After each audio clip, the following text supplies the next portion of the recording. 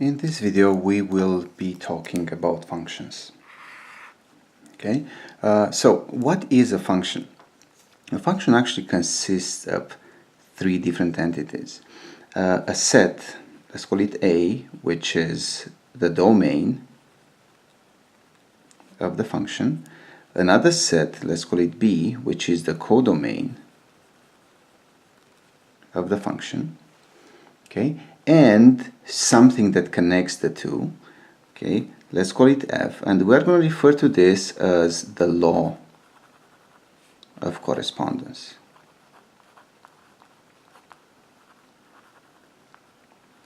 Okay, now what this law of correspondence is going to do is actually going to take points from A, let's say a point here A1 in capital A, and it's going to map it onto a point in B. Let's call it F of A1. Alright, so F is going to take the point A1 and map it onto the point in B that we are going to call F of A1. Alright, so this is a point in B. Alright, maybe it takes another point, let's say A2, from the set A, from the domain of F, and it's going to map it onto, let's say, the point F of A2. Right? So A2 gets mapped onto F of A2, which again is a point in B.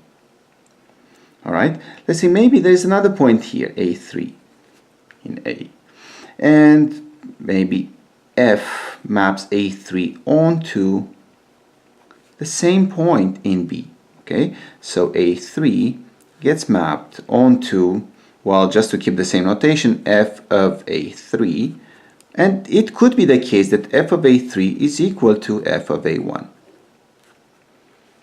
Alright, so it's quite possible that two different points, A1 and A3, get mapped onto the same point of B, so a function can do that. Alright, now what the function has to do, it has to take every single point of the domain and map it somewhere. So for this simple function, let's assume that the domain actually consists of only the points A1, A2, and A3. Alright, but maybe there is some other point in here, in B. Let's say maybe this is the point, let's call it C. Maybe there's another one, D. Okay, who knows, maybe there's more, okay? But nothing gets mapped onto these points. Okay, so while every single point of A has to be mapped somewhere, there could be points in B that have no arrows going in them. Okay, which means that now we should be talking about those points of the codomain. Okay, the codomain is the entire set B, so we should be talking about these points of the codomain that actually have points from the domain mapped onto them. Alright, and those points determine the range of F. The range of F is the set of those points of type F of A, where A is a point in A. Alright, so this is very important notion, range of F, okay, which is the set of those F of A's where A is a point in A, and this is a subset of the codomain of F. Alright, now so what we did so far is we pretty much emphasized the things that F could do. Okay, now there's one thing that F is not allowed to do, a function F is not allowed to do, namely, given a point, and let's look at A1, once we decided that A1 gets mapped into F of A1, A1 cannot be mapped somewhere else. So this is not allowed. Okay, so this is the one thing that the function is not allowed to do. It cannot take one point of its domain and map it onto 2 points of its codomain.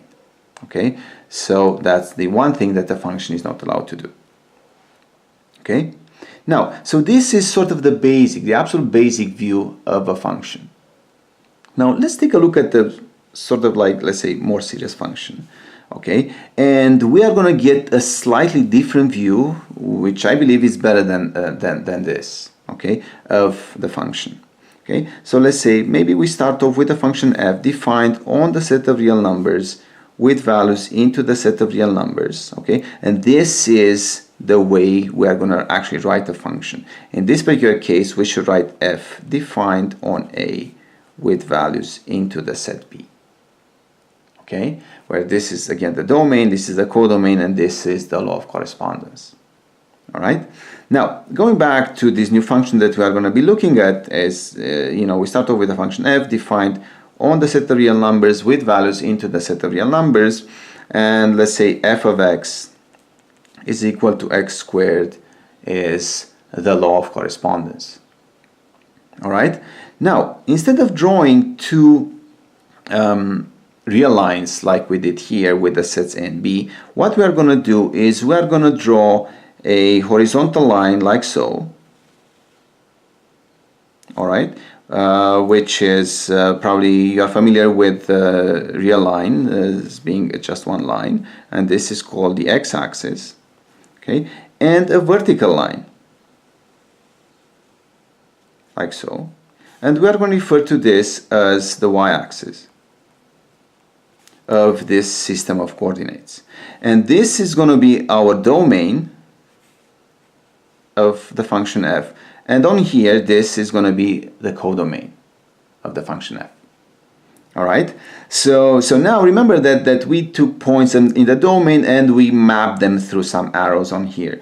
Well, let's see. Okay, so if we take 2 in the domain, okay, let's say this is 1, this is 2, let's say f of 2. F of 2, according to this law, is 2 to the power of 2, which is 4. All right, so we took our point 2 on the domain, and now let's find the point 4 on the codomain. 1, 2, 3, 4. Okay, so this is the point 4 on the codomain. Now, so what we are going to do is we are going to be looking at this point here. This is the point of coordinates 2 and 4, right? 2 and 4. So this point actually sort of gives us the connection between the point 2 on the x-axis and the point 4 on the y-axis. So instead of having arrows like so, we are going to have points like so. And this is the corresponding idea of an arrow from this general description of a function. Okay, so the point 2 from this domain is mapped onto the point 4 on the codomain, and this point here tells us that mapping. Okay, let's say f of 1, for example, is 1 to the power of 2, which is just 1. So the point 1 on here is mapped onto the point 1 on here, and that's represented by us looking at this point here, which is the point of coordinates 1 and 1. Maybe we take the point 0. F of 0 is 0 to the power of 2, which is 0. So we get the point 0, 0, which is just the origin of the system of coordinates. And we can take more of these points, okay? So if we do so, and we connect them with a line, we are going to get this shape here. Probably most of you know that this is called a parabola. Okay, but so now just please understand that this parabola is another view of actually us seeing this arrows in the original definition of a function. Okay, and just by looking at this, for example, maybe the viewer can ask themselves, okay, what's the range of this function? And if you want, you can stop the video for a minute and think about it. Okay, the range of f is the set of those points in the domain, in the codomain, that have points in the domain mapped onto them, right? So take a point in the codomain and draw a horizontal line. If you meet this curve, that means that the point is in the range of f.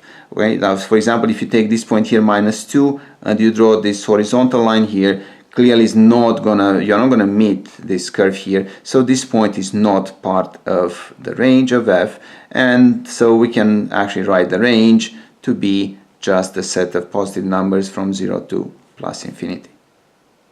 So now we kind of know the basic information on a function. So namely, it consists of three things: domain, codomain, and law of correspondence. And there is this very important notion that's the range of f that typically is just a subset of the codomain of f.